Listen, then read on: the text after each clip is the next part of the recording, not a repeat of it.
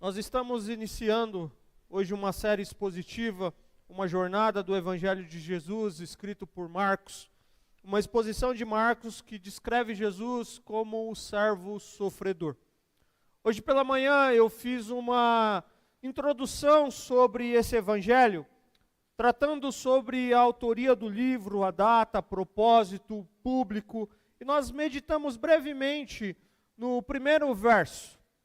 E essa mensagem que nós pregamos pela manhã está gravada, será disponibilizada aí no decorrer da semana no YouTube. E convido você que não pôde estar presente pela manhã, durante a semana, acessar o canal da igreja e assisti-la.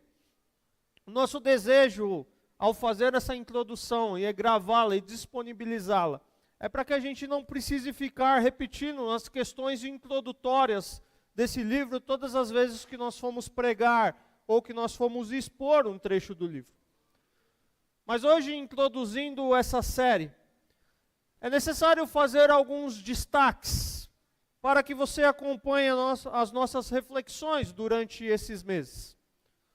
O nosso desejo com essa série é percorrer os relatos de Marcos acerca da vida de Jesus, que nos é apresentados em duas grandes temáticas. Primeira, a identidade de Jesus como rei sobre todas as coisas. Quando nós lemos Marcos, do capítulo 1 ao capítulo 8, o Marcos, o autor desse evangelho, ele está descrevendo sobre a identidade de Jesus. Esse Jesus que se apresenta como Deus, como nós vamos ver, mas que também é rei, governa sobre todas as coisas. Mas Marcos não para ali. Marcos, além de falar da identidade de Jesus, quem é Jesus, Marcos fala da missão de Jesus. A missão de Jesus e o seu propósito em morrer na cruz, e nós vemos isso do capítulo 9 ao capítulo 16 de Marcos. Marcos, ele deseja produzir nos seus leitores um compromisso de fé com Jesus. Esse Jesus Cristo que é o servo de Deus e o sacrifício pela humanidade. E quando nós estudamos e meditamos em Marcos, o que nós temos como objetivo, o que nós temos como propósito ao percorrer esse livro durante um período de tempo? Nós queremos aprender mais sobre a vida de Jesus. Nós queremos aprender mais sobre a vida de Jesus para agir como Cristo agiu. Nós queremos ter as mesmas atitudes de Jesus, nós queremos ser moldados, nós queremos ser transformados por Ele. Nós, como os discípulos de Jesus, nós devemos seguir os seus passos. Nós devemos servi-lo com dedicação sacrificial ao nosso Salvador. Nós devemos meditar nas declarações cristológicas que exaltam a pessoa de Jesus Cristo.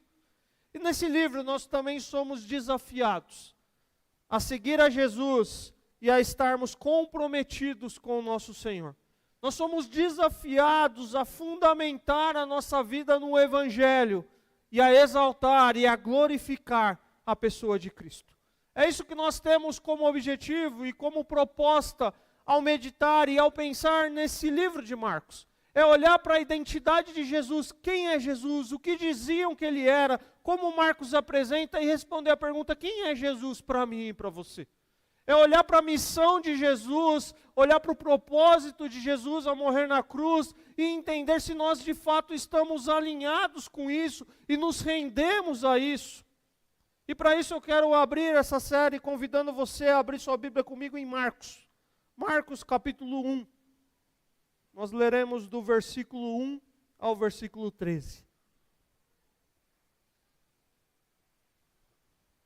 Marcos, capítulo 1, do verso 1 ao verso 13. Diz assim a palavra do Senhor. Princípio do Evangelho de Jesus Cristo, o Filho de Deus.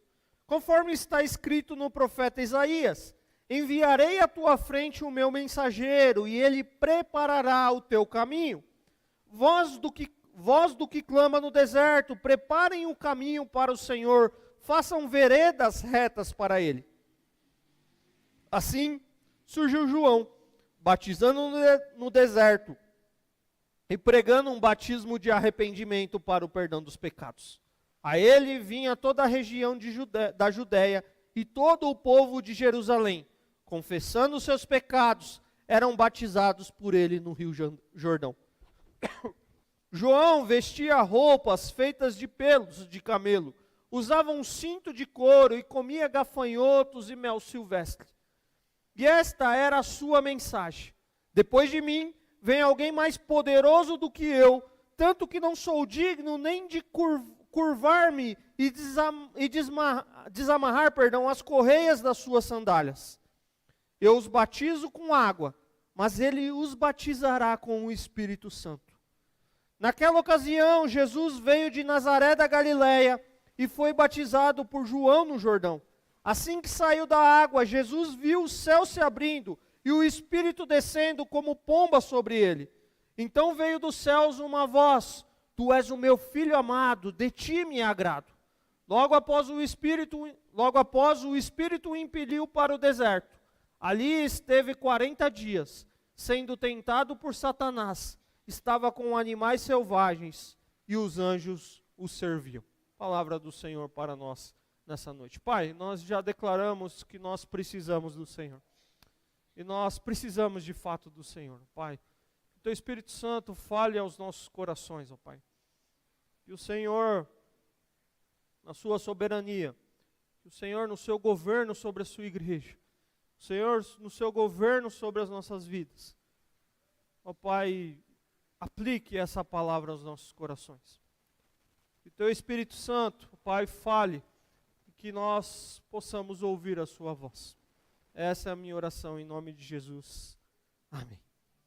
Nós falamos do verso 1 pela manhã, o princípio do Evangelho de Jesus Cristo, o Filho de Deus.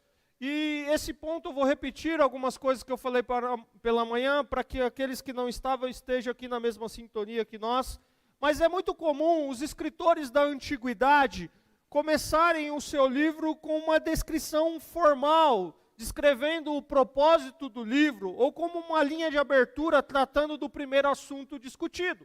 É muito comum, como hoje, você pega um livro para ler, você tem o prefácio, você tem uma introdução, você pega um artigo para ler, você tem um resumo do artigo. E era muito comum esses livros terem esse formato dentro daquilo, na estrutura do seu tempo. E no início de Marcos, o evangelista, ele apresenta Jesus como o proclamador e aquele que traz o reino de Deus. Marcos, ele não perde tempo para revelar a identidade daquele que é o tema de Deus no seu livro. Ele vai dizer: princípio do evangelho de Jesus Cristo, o Filho de Deus. Marcos, ele escolheu a sua introdução para nos lembrar da atividade de Deus na história. No princípio, Deus criou o mundo. Assim também, agora na era do evangelho, a era do Evangelho é manifesta quando o Filho de Deus se torna um ser humano em Jesus Cristo. As palavras de abertura de Marcos, princípio do Evangelho de Jesus Cristo, o Filho de Deus, nos situam no meio do objetivo e da finalidade de Marcos. Marcos escreveu um evangelho, um livro, um relato à alegre mensagem de Jesus Cristo, o Filho de Deus. E Marcos, ele começa com uma declaração que expõe a natureza do conteúdo do livro. Trata-se de um evangelho. Palavra muito comum, muito usada. Trata-se de uma proclamação. Trata-se de boas novas, de triunfo e libertação. Marcos deixa claro no prólogo, ou seja, no princípio, na apresentação do livro, que o conteúdo do seu evangelho é Jesus Cristo, o Filho de Deus, e serve de início da boa notícia acerca dele. É interessante que quando nós falamos do Evangelho, nós precisamos ter em mente que o Evangelho está centralizado na pessoa de Jesus Cristo.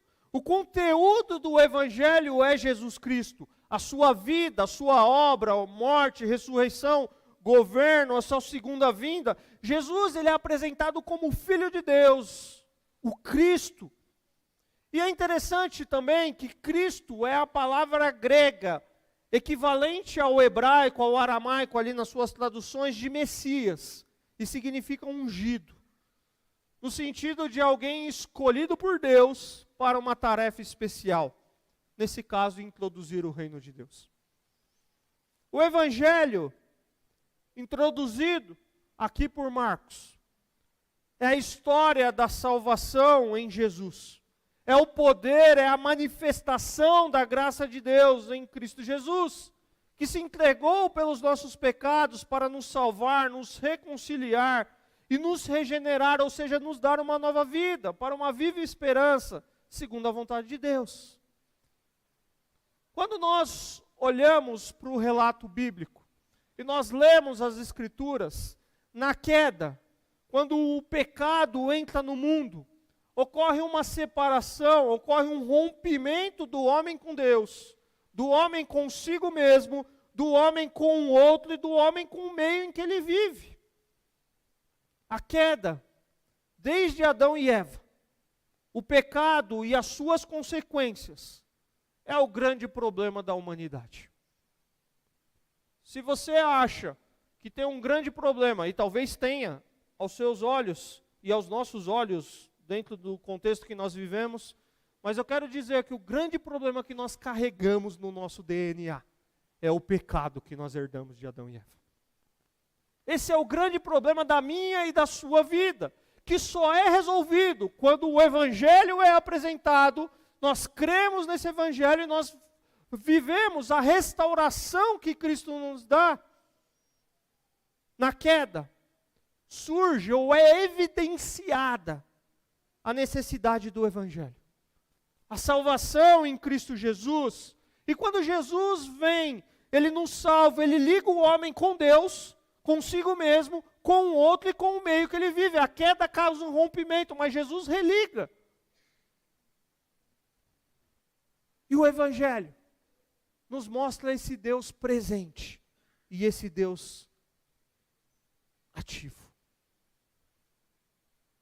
E Marcos está introduzindo o princípio do Evangelho de Jesus Cristo, o Filho de Deus, mas ao longo das Escrituras nós encontramos um conteúdo desse Evangelho, dessa boa nova, que transforma vidas e que reconcilia aqueles que estão afastados, que fortalece o cansado, que renova a nossa esperança e nos lembra da misericórdia, do amor e do cuidado do nosso Deus. O ponto central das boas novas que Marcos está contando, ou que Jesus vem mostrar, é Jesus, o Messias, que se revela como o Filho de Deus e dá início à era do reino de Deus. Jesus, ele é o Messias, o Filho de Deus, esse é o eixo, essa é a mensagem, essa é a natureza do reino. E eu concluí a mensagem pela manhã dizendo que o Evangelho não é uma lei imposta que exige de nós a quitação de uma dívida. Ele é um anúncio de que Jesus pagou tudo por nós. Então, se nós estamos afastados, se nós estamos distanciados ou estávamos, nós não temos nada que nós podemos fazer para pagar essa dívida. O que Marcos está contando para nós é essa boa notícia, o anúncio muito bem-vindo de que Jesus pagou tudo por nós.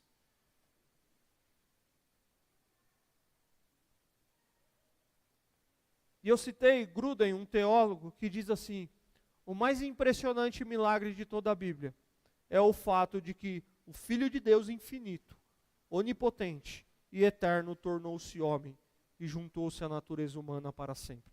De modo que o Deus infinito se tornou uma pessoa com a natureza finita do homem, e isso permanecerá pela eternidade.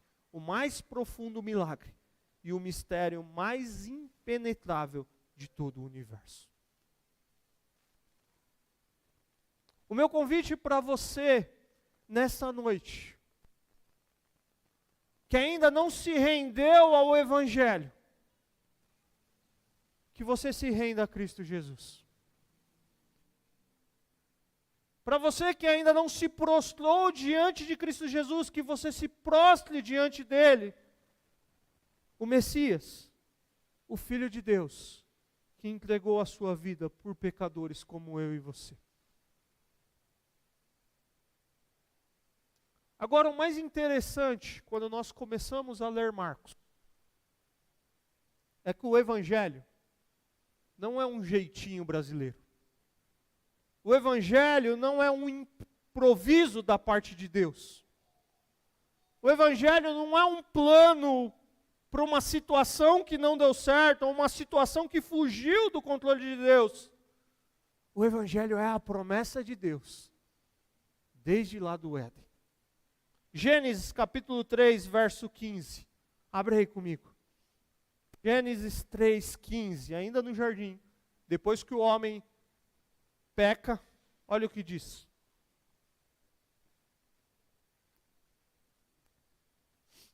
Porém, inimizade entre você e a mulher, entre a sua descendência e o descendente dela. E essa lhe ferirá a cabeça, e você lhe ferirá o calcanhar. É interessante que ao ler esse texto ele é muito confuso. Mas esse texto é conhecido dentro da teologia como aquilo que os autores vão chamar de proto-evangelho, ou primeiro evangelho. É a profecia que nós temos ainda no jardim, da promessa divina de resgatar a humanidade. É a promessa que nós temos, que Deus faz, e ainda ali naquele cenário, quando eles se escondem, se veste ali para se esconder, Deus já oferece ali uma roupa para eles e dizendo, vocês precisam se vestir de mim. Jesus é o cumprimento dessa promessa. Nas palavras de Russell Shedd, o proto-evangelho anuncia a boa nova de um futuro bem melhor. Deus não abandonou o pecador à sua miséria.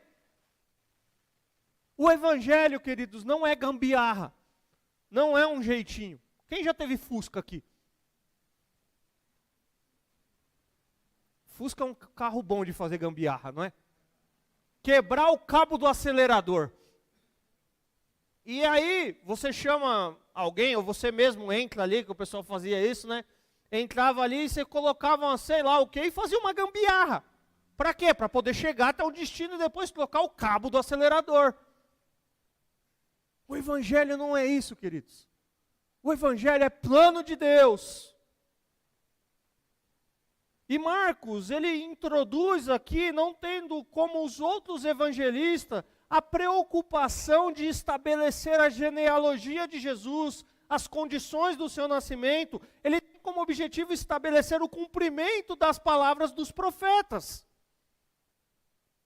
Dizendo para nós que o evangelho não é gambiarra, que as escrituras validam, que as escrituras atestam a vinda de Cristo, e o evangelho, começando com a vinda de João Batista, é o cumprimento do plano divino registrado nas escrituras. Olha o que diz os versos 2 e 3 que nós lemos, conforme está escrito no profeta Isaías. Quem esteve aqui na IBD de manhã, qual foi o assunto que nós estudamos hoje? Isaías. E Isaías é um livro que fala sobre quem? Que fala sobre quem? Sobre Jesus. E aí o texto diz, enviarei à tua frente o meu mensageiro, ele preparará o teu caminho, voz do que clama no deserto, preparem um caminho para o Senhor, façam veredas retas para ele. É interessante que Marcos faz uma citação que ele diz ser proveniente de Isaías, mas essa citação não é direta proveniente de Isaías.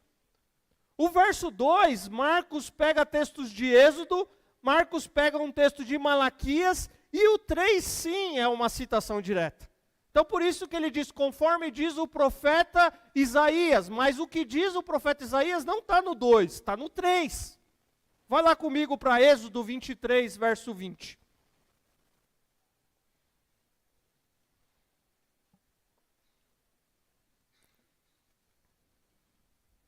Eis que envio um anjo à frente de vocês, para protegê-los por todo o caminho e fazê-los chegar ao lugar que preparei. Enviarei à tua frente o meu mensageiro, e ele preparará o teu caminho. Verso 2 que nós lemos de Marcos.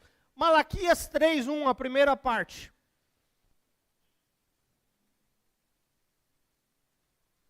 Olha o que diz Malaquias 3:1.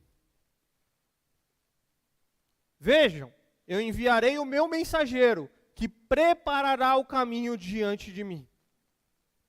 Então Marcos está fazendo uma citação aqui de Êxodo, de Malaquias, e aí sim, Isaías 43, e é o verso 3 de Marcos.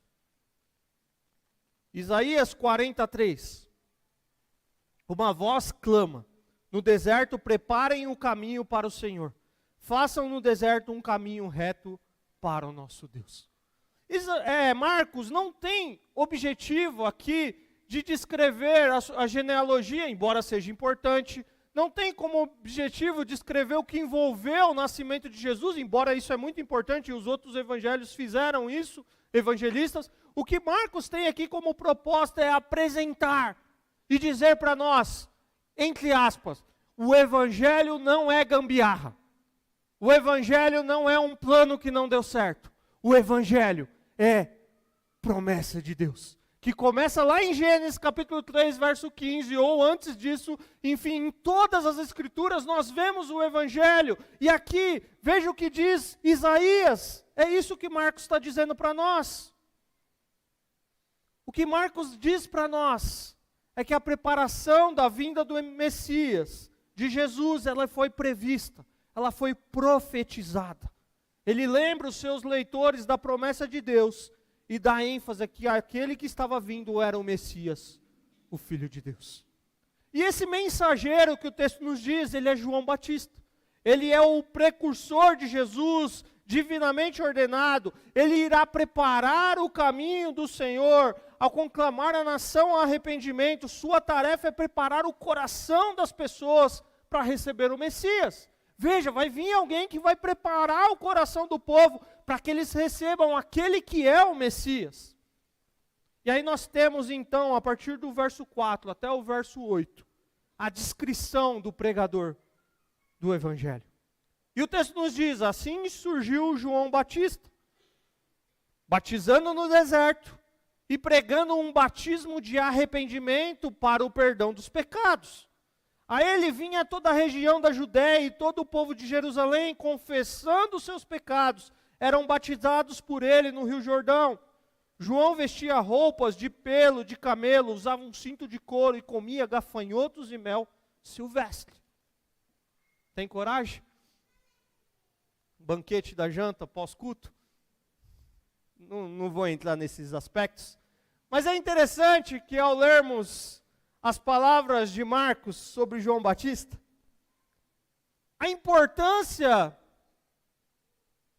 de João não está naquilo que ele fez na história, lá no judaísmo, mas no fato do que ele veio fazer. E o que ele veio fazer? Apontar para Jesus, lançar luz a quem ele é. João proclama a vinda daquele que vem e para quem os profetas, as escrituras apontavam. Veja, eu não li o verso 7 e 8, mas vamos voltar para o 7 e 8. Esta era a sua mensagem. Depois de mim vem alguém que vai ficar em segundo plano e vocês vão me ver. Não, depois de mim vem alguém mais poderoso do que eu, tanto que não sou digno nem de curvar-me e desamarrar as correias das suas sandálias. Eu os batizo com água, mas ele os batizará com o Espírito Santo. João, ele vem com uma missão, apontar Jesus Cristo. Ele reconhece que essa é a sua missão, preparar o coração das pessoas para o Messias que está vindo. E ele vem, e ele prega, ele batiza. Agora há uma discussão teológica sobre esse batismo de João, que não cabe a discussão aqui, mas naquele contexto, existiam os ritos de purificações, de lavagens cerimoniais, e alguns vão colocar que isso poderia ser um tipo de batismo. Mas muitos estudiosos dizem que o mais provável é que o batismo aqui é o batismo judaico dos prosélitos, ou seja, o que é isso? É a imersão que os gentios eram submetidos quando se convertiam ao judaísmo. Eles já eram batizados ali. Mas é interessante que mesmo vivendo isso, quando se cometia uma transgressão, os judeus também praticavam um arrependimento. A ideia de pedir perdão a Deus e de mudança de atitude. Mas o grande exemplo que eles tinham de arrependimento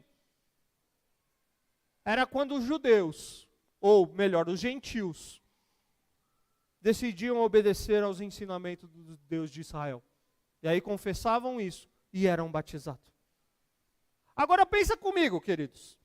Dentro desse contexto, dizer a um judeu que eles precisam ser batizados, ou se arrependerem, assim como um não-judeu, soava muito ofensivo.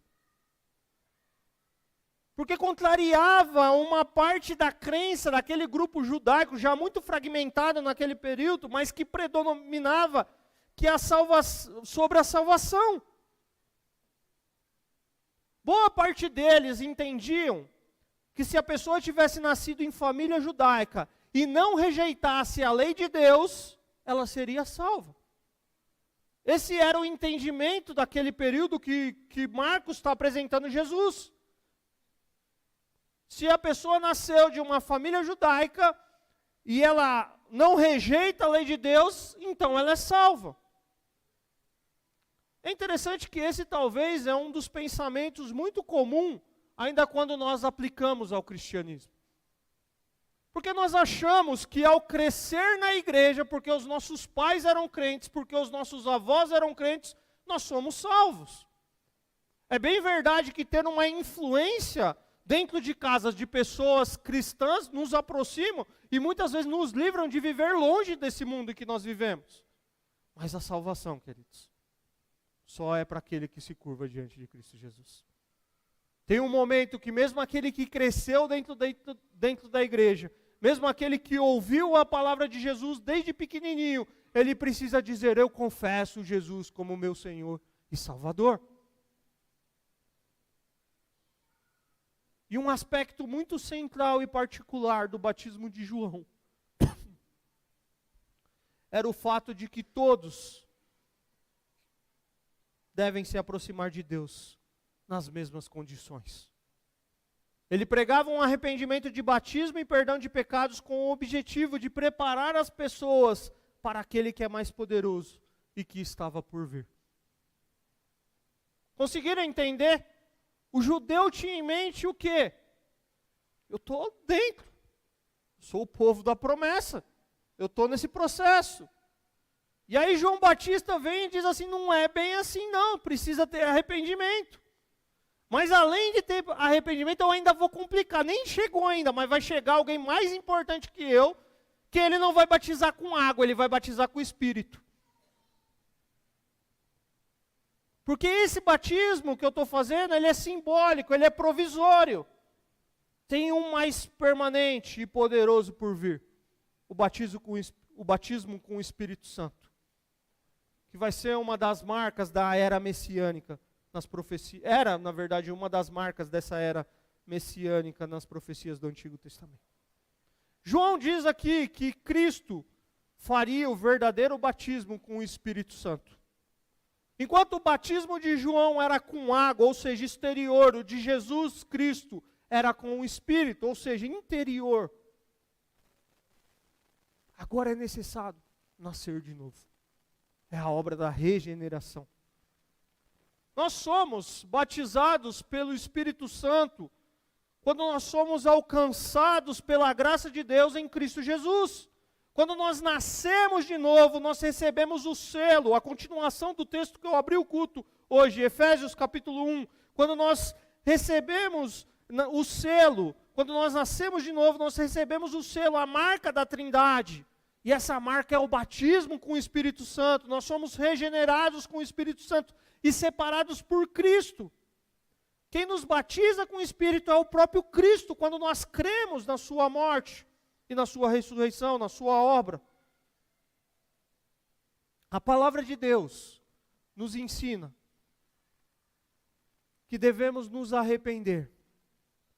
E cada um deve ser batizado em nome de Jesus Cristo, para o perdão dos seus pecados.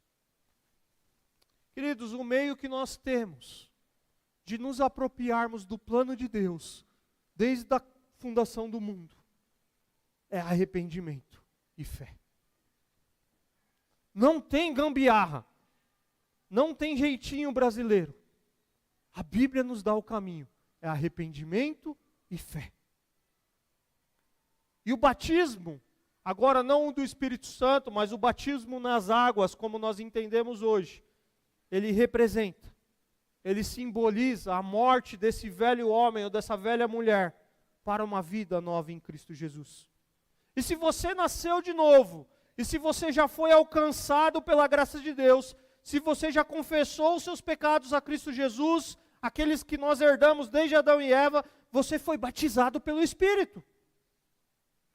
E agora o que você deve fazer é se batizar nas águas, como um ato de obediência a Deus, como consequência da sua fé em Jesus, e para a sua identificação como igreja, como parte da família cristã. O batismo nas águas, queridos, é quando você diz publicamente que se arrependeu dos seus pecados e confiou em Jesus como seu Salvador. O batismo nas águas é para aqueles que foram batizados pelo Espírito, para aqueles que nasceram de novo, para aqueles que foram selados pelo Espírito de Deus. É um símbolo que aponta para uma realidade maior, que testifica a morte, o sepultamento e a ressurreição de Jesus, e significa a união do pecador com Cristo em tudo que Ele fez e realizou em nosso favor. Queridos, nós não somos apelativos e exageramos nisso, mas se você aceitou Jesus como seu Senhor e Salvador, você creu no Evangelho, o meu convite para você é declarar isso publicamente. E você declara publicamente a sua fé através do batismo.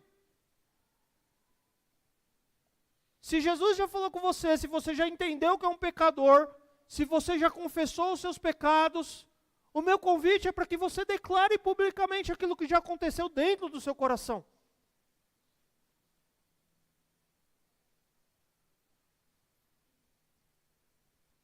Aí, o texto continua, e agora nós falamos do batismo que João faz, e aquele que é maior que ele, e é interessante que aquele que é maior que ele chega. E olha o que diz o texto. Naquela ocasião, Jesus veio de Nazaré da Galileia, e foi batizado por João no Jordão. Assim que saiu da água, Jesus viu o céu se abrindo, e o Espírito descendo como pomba sobre ele. Então veio dos céus uma voz: Tu és o meu filho amado, em ti me agrado. Marcos, ele começa a descrever o ministério público de Jesus, e o ministério público de Jesus tem início quando?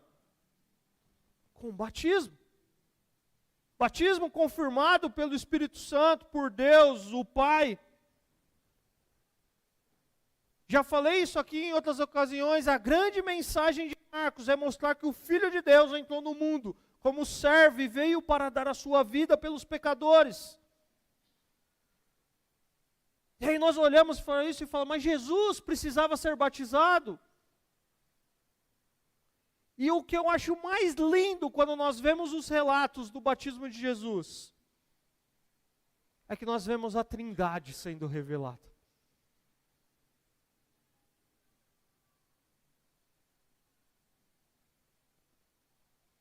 Assim que saiu da água, Jesus viu o céu se abrindo, e o Espírito descendo como uma pomba sobre ele. Então veio dos céus uma voz que dizia: Tu és o meu filho amado, de ti me agrado. Esse texto e o texto de Efésios capítulo 1 são um dos relatos mais profundos que nós temos da Bíblia da ação da Trindade. Quando o Filho de Deus, ele se identifica com o seu povo no batismo, o céu se abre, o Espírito Santo desce e o Pai fala. Estava estudando um pouco sobre esse texto, E tem um livro do Timothy Keller que chama A Cruz do Rei. E ele fala sobre Marcos e ele trabalha algumas ideias de Marcos. E eu achei muito interessante algo que eu li ali naquele livro. O Tim Keller diz assim: para nós, o fato de o Espírito de Deus ser retratado como uma pomba não é particularmente estranho. Mas na época em que Marcos escreveu era algo muito raro. Nos escritos sagrados do judaísmo, existe apenas uma passagem em que o Espírito de Deus é comparado com uma pomba. Mas ele vai dizer assim, nos Targums, o que é isso, pastor? O Targum é a versão aramaica da Bíblia hebraica, que os judeus muito usavam no tempo de Jesus, ou no tempo de Marcos aqui, no relato da criação, no livro de Gênesis, capítulo 1, verso 2, a tradução que eles fazem é a seguinte: diz que o Espírito de Deus pairava sobre as faces das águas, e o verbo hebraico aqui significa bater asas. E aí eles traduzem assim: o Espírito sobrevoava a face das águas. E lá no Targum, a tradução do hebraico, que foi escrito no original para o aramaico, eles traduziram assim: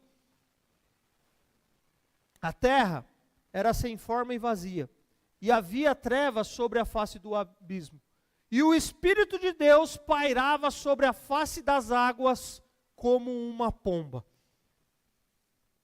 Disse Deus: haja luz. É interessante porque essa ideia do Tim Keller e ver a ideia da trindade no batismo de Jesus, é que nós vemos os participantes em atividades, a trindade participando na criação do mundo. Deus, o Espírito de Deus, a palavra de Deus, por meio da qual ele cria. E esses três participantes também estão presentes no batismo de Jesus. O Pai que é a voz, o Filho que é a palavra, e o Espírito descendo como uma pomba. E nós pegando isso, e mais o argumento do Tim Keller aqui dessa tradução, nós podemos ver Marcos nos levando à criação, ao começo de toda a história. A criação é um projeto do Deus triuno. Agora está chegando o Rei. E também é um projeto do Deus triuno. Na criação tinha o Pai, o Espírito e o Filho. Agora, quando chega aquele que não é a gambiarra, que é o Evangelho, tem o Pai, o Filho e o Espírito. É plano de Deus, queridos. É projeto de Deus. E Marcos nos evidencia que a criação e a redenção são obras da Trindade. Agora, uma outra coisa que a gente precisa destacar aqui, é que Deus não se pronunciava de modo direto ou de uma forma inspirada, desde o tempo dos profetas, 400 anos. E essa é a primeira vez que a sua voz é ouvida durante esse período. Considerando que Marcos é o primeiro evangelho, como eu falei de manhã. Somente a vinda do Messias poderia acabar com esse silêncio. Uma voz do céu que proclama o amor que existe entre o Pai e o Filho. Uma voz do céu que aponta a completa aprovação do Pai para a missão de Cristo como mediador. Nós não vemos o Pai, o Filho e o Espírito competindo uns com os outros. Nós vemos o Pai, o Filho e o Espírito na obra de Cristo Jesus, glorificando um ao outro.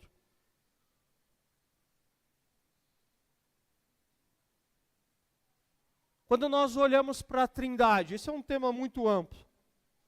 O Pai, o Filho e o Espírito estão centrados uns aos outros.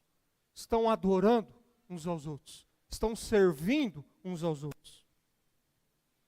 Quando nós olhamos para a Trindade, queridos, nós não temos pessoas centradas em si mesmos.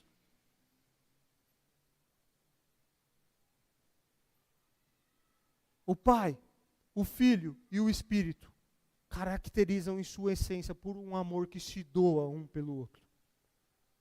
São três pessoas, mas um em essência. E porque Deus é amor, por exemplo, cada pessoa da Trindade ama não somente a si mesma, mas também as outras duas pessoas divinas. Desde a eternidade, ela exercita constantemente o amor em si mesma e entre uma pessoa e a outra. Queridos, Trindade é um dos grandes mistérios de Deus, mas ela deveria tornar-se o nosso modelo de comunidade. Seja na família, na igreja local ou em outras esferas, onde homens e mulheres podem seguir o exemplo de Deus.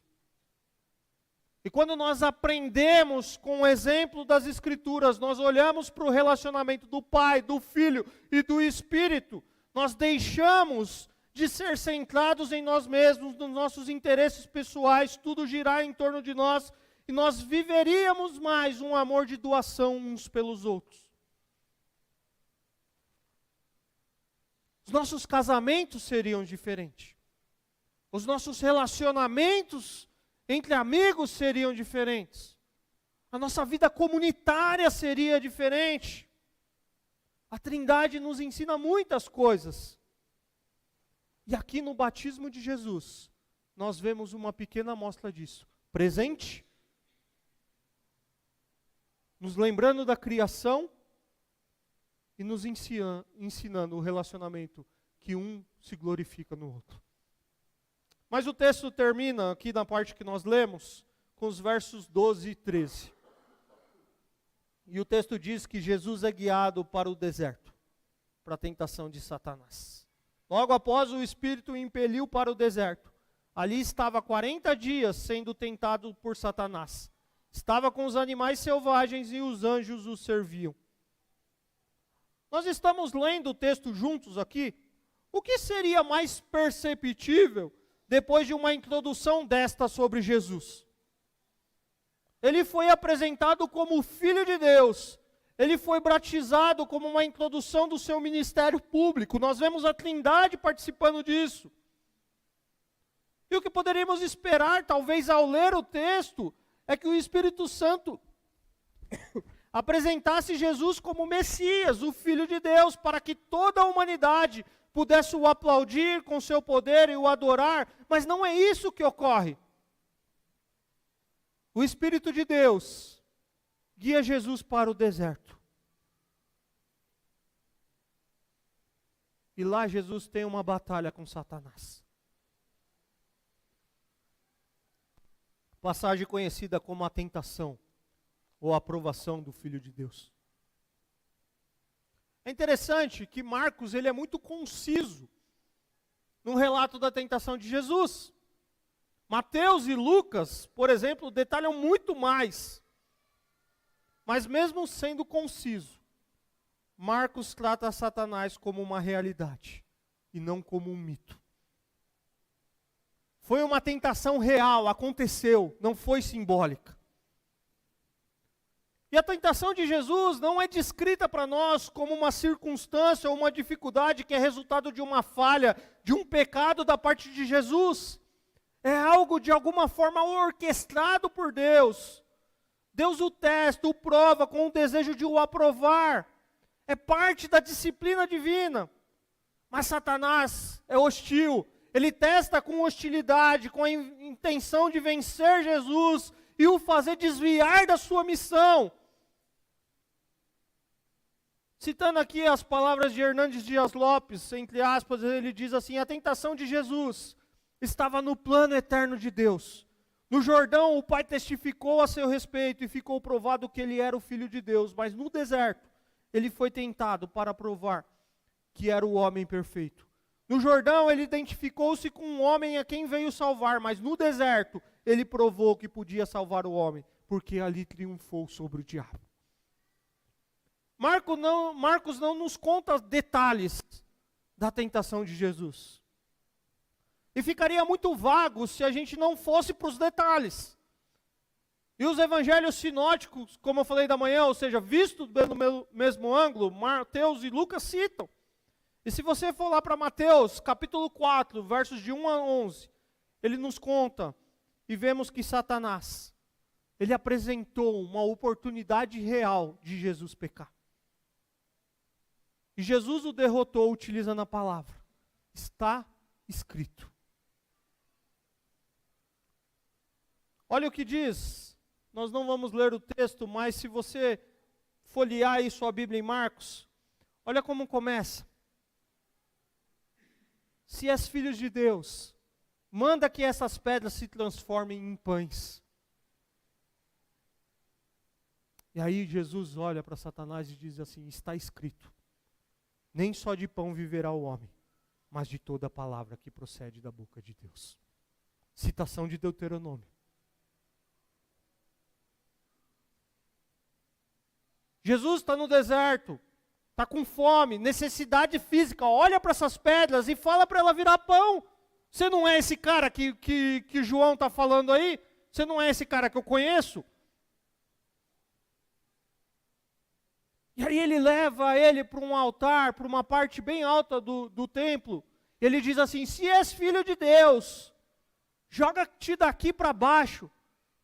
Pois está escrito, ele dará ordem aos seus anjos a seu respeito, e com as suas mãos eles o segurarão, para que você não tropece em alguma pedra. E Jesus também respondeu: também está escrito, não ponha à prova o Senhor, o seu Deus. Você tem necessidade física, você tem um desejo de orgulho espiritual, não prove o Senhor. Mas Satanás vai mais longe ainda. Ele leva ele a um monte muito alto, ele mostra-lhe os reinos do mundo, o seu esplendor, e disse: tudo isso te darei, se prostrados me adorares. E Jesus lhe disse: retire, Satanás, pois está escrito, adore o Senhor, o seu Deus, e só a Ele preste culto. Sabe essa ambição, sabe esse amor ao poder que o pecado traz dentro de nós? A gente tem que colocar tudo em adoração ao Senhor e prestar culto somente a Ele. O que talvez Satanás desejasse aqui é que Jesus perdesse de vista aquilo que gira em torno do Pai, do Filho e do Espírito, da Trindade, e fizesse que tudo centralizasse nele. Mas Jesus obedeceu a Deus, provou a sua humanidade, e Ele é o nosso exemplo, e Ele derrotou Satanás. Queridos, o Evangelho não é gambiarra. Adão e Eva não passaram no teste de não comer da árvore. Toda a raça humana tem fracassado desde então. A Bíblia descreve o fracasso do homem, mas a vitória de Deus. Na tentação de Jesus, nós vemos Satanás fazendo, seduzindo, assim como Adão e Eva foi seduzido, mas Jesus, ele vence. E Satanás continua fazendo isso conosco, queridos. Olha, lá o fruto, aqui o reino.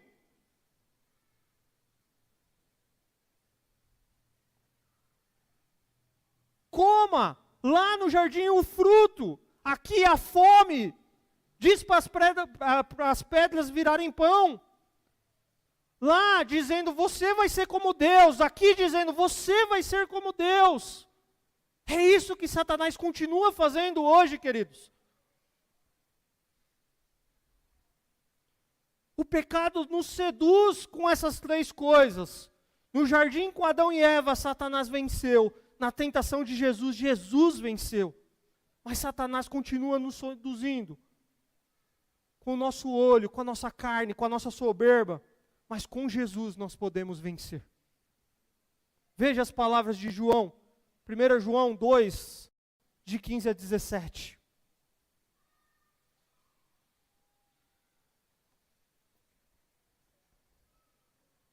Não amem o mundo, nem o que nele há. Se alguém amar o mundo, o amor do Pai não está nele. Pois tudo o que há no mundo, a cobiça da carne, a cobiça dos olhos e a ostentação dos bens, não provém do Pai, mas do mundo. O mundo e a sua cobiça passam, mas aquele que faz a vontade de Deus permanece para sempre. Queridos, desde Adão, o nosso relacionamento foi rompido com Deus, com o próximo, com nós mesmos e com o meio que nós vivemos. Mas em Jesus, o nosso relacionamento é religado com Deus, com o próximo, com nós mesmos e com o meio que nós vivemos. Nós podemos passar a viver para a glória de Deus em Cristo Jesus. E Marcos está descrevendo a identidade de Jesus como Rei sobre todas as coisas. Jesus é o Cristo. Jesus é o cumprimento de toda a profecia. Jesus é o Messias, o Filho de Deus. E a minha pergunta para você nessa noite, queridos, caminhando por uma conclusão é: Jesus reina sobre a sua vida, sobre o seu coração? Ele é o seu Senhor, Ele é o seu Salvador? Nós vimos que o Evangelho é a história da salvação em Jesus, é o poder, é a manifestação da graça de Deus em Cristo Jesus, que se entregou pelos nossos pecados para nos salvar, para nos reconciliar, para nos regenerar, para nos dar uma nova vida. E a minha pergunta é: você já se rendeu diante desse Evangelho?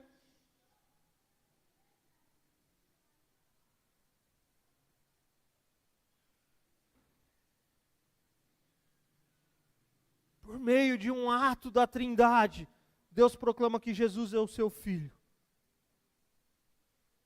Deus prova Jesus quando Satanás tenta tentar ali fazer a usá-lo sua autoridade messiânica em benefício próprio. Mas Jesus se vale da palavra de Deus e deixa evidente que ele não cometerá o erro que Israel cometeu. E ele inicia o seu ministério com uma vitória sobre os poderes do mal.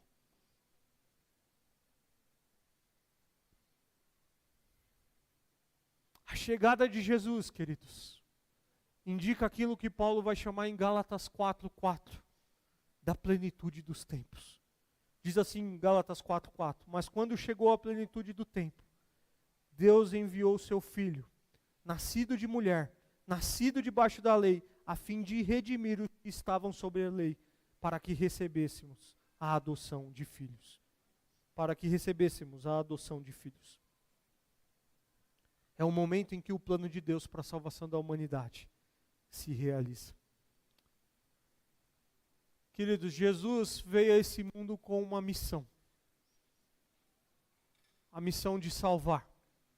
A missão de restaurar as pessoas, a fim de que elas possam viver para o propósito pelos quais elas foram criadas. Viver em adoração e viver em submissão, obediente a Ele em todas as áreas da vida.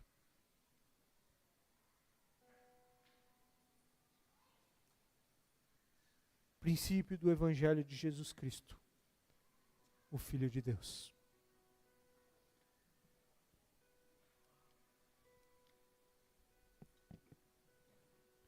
Como que começa o Evangelho para você, querido? Você consegue se lembrar do dia que você se rendeu a Cristo Jesus? Você consegue se lembrar o dia que você estava quebrado com as dores desse mundo, buscando caminhos, e um dia você encontrou esse Evangelho, mesmo que faz há muitos anos, ele me alcançou.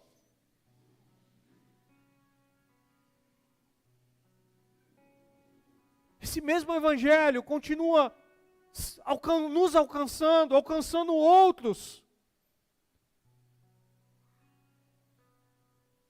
para que mais pessoas entendam que foram criadas para a glória de Deus, e só é possível viver para a glória de Deus por meio de Cristo Jesus. Para que mais pessoas entendam que Jesus salva, que Jesus cura, que Jesus expulsa demônios, como nós vamos ver no decorrer. Mas o que mais importante, elas saibam que Jesus é o Filho de Deus, que veio para morrer na cruz pelo perdão de pecadores. As pessoas se maravilhavam porque Jesus ensinava e não ensinava como os fariseus. Jesus expulsava o demônio, Jesus curava. Em um determinado momento, nós vamos ver mais para frente que eles estão reunidos numa casa.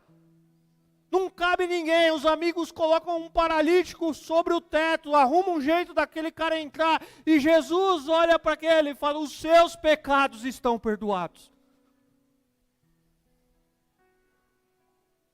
As pessoas criticam, o desejo daquele homem é buscar aquele que cura. E aí Jesus olha e fala: o que é mais importante? Dizer os seus pecados estão perdoados ou levanta-se e anda? E aquele homem sai transformado, e aquele homem sai curado.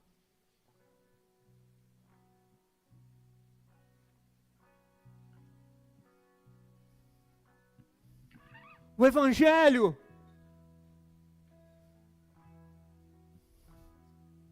essa boa notícia, a obra de Cristo Jesus, primeiro nos salva, primeiro nos coloca em relacionamento com Deus, mas Jesus continua curando, transformando e fazendo pessoas viver para a glória dele. O problema é que nós invertemos a ordem. Nós fazemos como eles. Tem alguém que cura, tem alguém que transforma, tem alguém que vai nos ajudar. Não, busque primeiro entender qual era o plano de Deus. E o plano de Deus é viver em relacionamento com Ele. O homem quebrou, mas o plano de Deus era salvar e resgatar a humanidade. E Marcos, bem-vindo, Cristo Jesus chegou. Alguém veio apontar o caminho, mas Ele está aqui entre nós agora. E esse mesmo Jesus está aqui presente nessa noite. Dizendo: eu salvo, eu transformo, eu curo, eu perdoo, eu restauro, eu faço nova todas as coisas. Baixe sua cabeça, eu quero orar com você. Pai, aqui está a tua igreja, Pai. Nós já declaramos que nós precisamos do Senhor, e nós de fato precisamos do Senhor, ó Pai. E o Senhor, sabendo disso, desde a eternidade, enviou Cristo Jesus.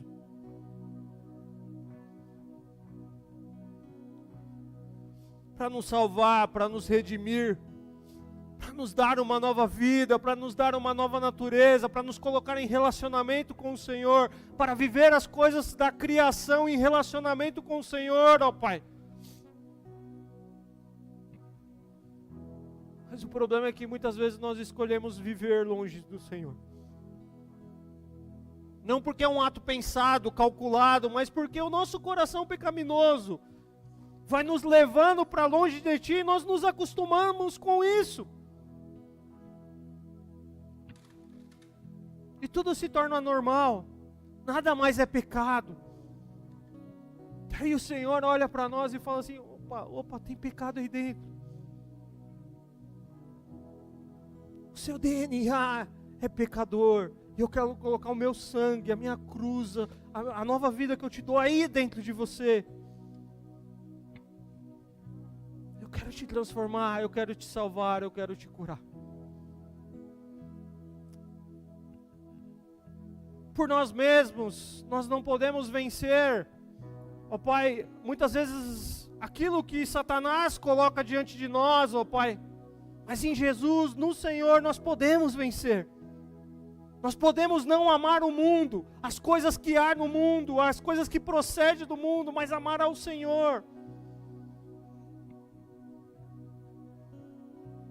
Em Jesus, nós podemos viver como João vivia, dizendo: há alguém mais importante que eu, e esse alguém é Cristo Jesus.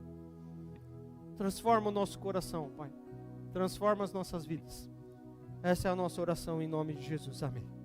A vida se manifestou como um de nós se fez, a si mesmo esvaziou, o seu sangue derramou, servo sofredor, a luz do mundo.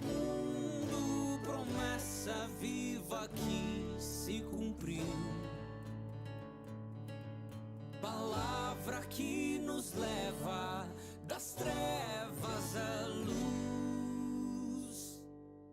A escuridão não venceu.